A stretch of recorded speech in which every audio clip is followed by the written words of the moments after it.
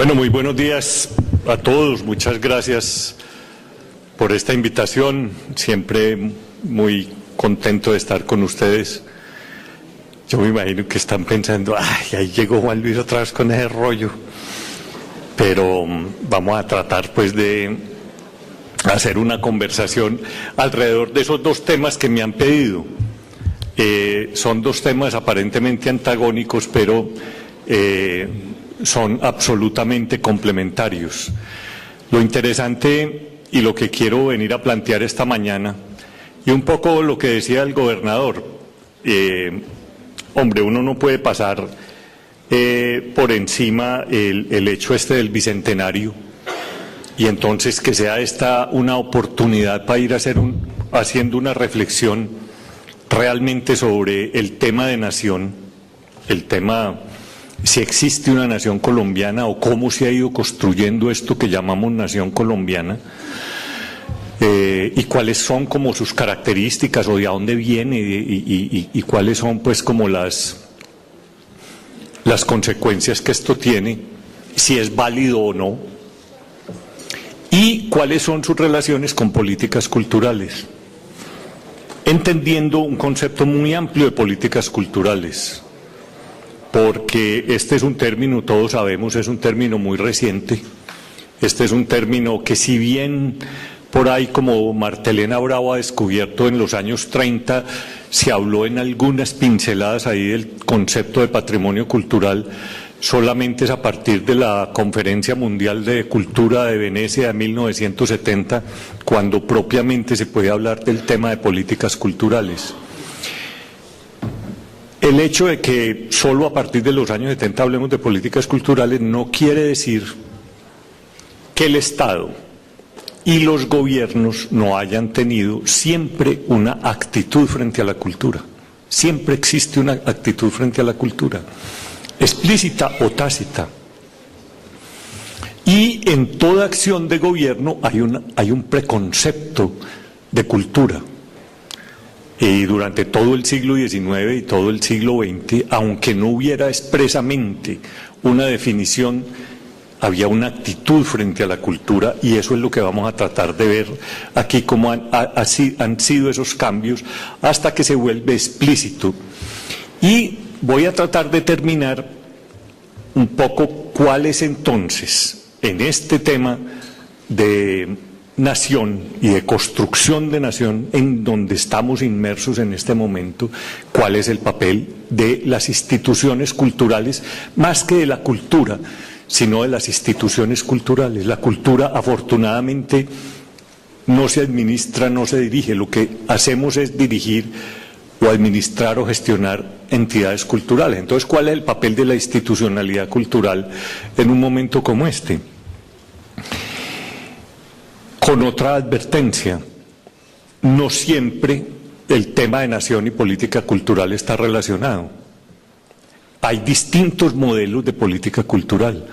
En Colombia y en casi toda América Latina, nosotros adoptamos desde fines de los años 50 y sobre todo a partir de la institucionalidad nacional de la cultura de 1968 de Colcultura, nosotros hemos seguido mucho el modelo francés de cultura, en donde el tema de política cultural y nación están íntimamente ligados. Recordemos que el Ministerio de Cultura de André Malraux, el ministerio francés era de cultura y francofonía, es decir, cuál es el papel muy en la relación pues de Francia y el papel del Estado en Francia. Nosotros hemos seguido este modelo. Ahora tenemos híbridos con otro modelo que es el modelo sajón, que es completamente distinto. Uno nunca va a escuchar a un inglés hablar de la política cultural inglesa. La política cultural es referida a la cultura, no a la cultura inglesa. Y el Arts Council está dedicado al fomento de la cultura y al fomento de la creación, venga de donde venga. El director de la nueva Tate es español. No importa la nacionalidad, sino que importe la cultura. En América Latina lentamente se van hibridando como los dos modelos, el modelo francés y el modelo sajón. Últimamente hay incorporándose elementos de la cultura sajona, el tema del mecenazgo, el tema del fomento de la cultura vía exenciones o deducciones tributarias, etcétera. Eso hace parte de ese otro modelo. Entonces no siempre política cultural y nación están juntas, pero en una nación como la nuestra, en una nación en construcción, en unos modelos históricos de política cultural que tenemos, política cultural y nación sí están juntas, aunque a veces no nos damos cuenta. Pero creo que hoy tienen un papel fundamental y vamos a terminar en eso. Voy a hacer un recuento muy rápido, apoyándome en imágenes, para tratar de mostrar la dificultad de la creación de la nación colombiana. Y un poco cuáles han sido los pasos. Me voy a basar en 3 textos fundamentales que creo que en el tema de nación son fundamentales. Pues el primero es el de las comunidades imaginadas de Benedict Anderson, que es pues como el texto clásico sobre nación, y 2 textos muy importantes de historiadores. Uno es el libro de Koning, el historiador alemán, El camino hacia la nación, y un texto de un historiador cartagenero que me parece que es fundamental también, de Alfonso Múnera, que es El fracaso de la nación.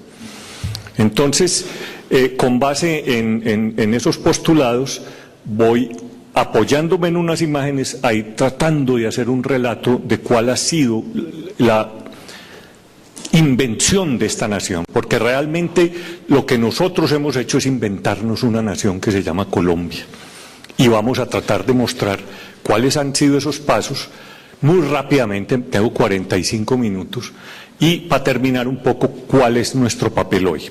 Entonces voy a empezar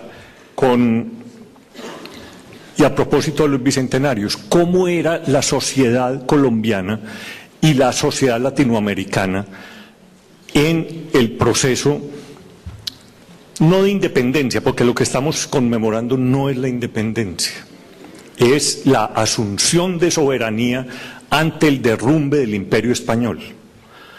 Aquí no hubo un proceso de independencia por contradicción de nacionalidades. Nosotros queríamos seguir siendo españoles. Aquí no hubo una confrontación. En todos los actos que estamos conmemorando este año, nosotros no nos queríamos separar de España. Nosotros nos venimos a separar de España por unas condiciones que ahora les voy a contar.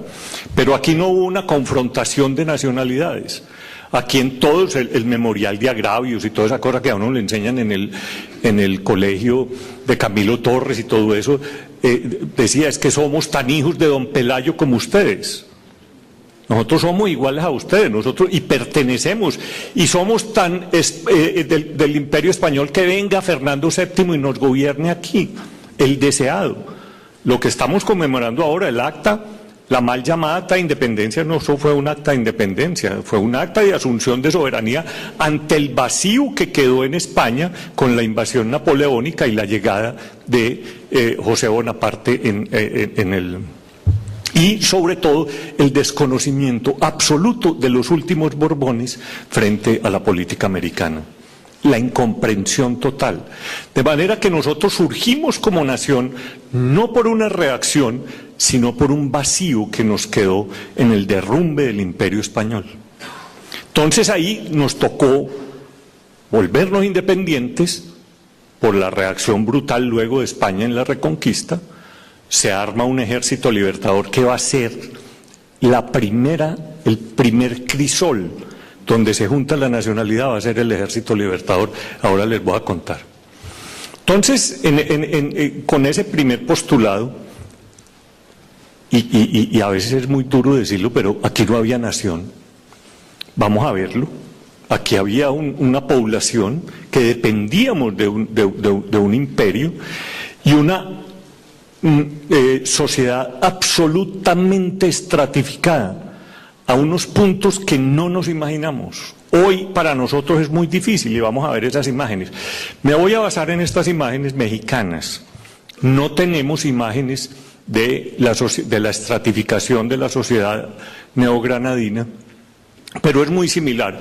A veces cambian las denominaciones, pero lo que quiero mostrar es la complejidad de la sociedad colonial en la época de la mal llamada independencia, que es más bien la asunción de la soberanía, porque la independencia se va a dar 9 años después. Pero vamos a ver cómo era esa sociedad. Entonces voy a usar una serie de imágenes mexicanas que reposan hoy en el Museo de América de Madrid y que reflejan muy bien cómo es la composición de esa sociedad.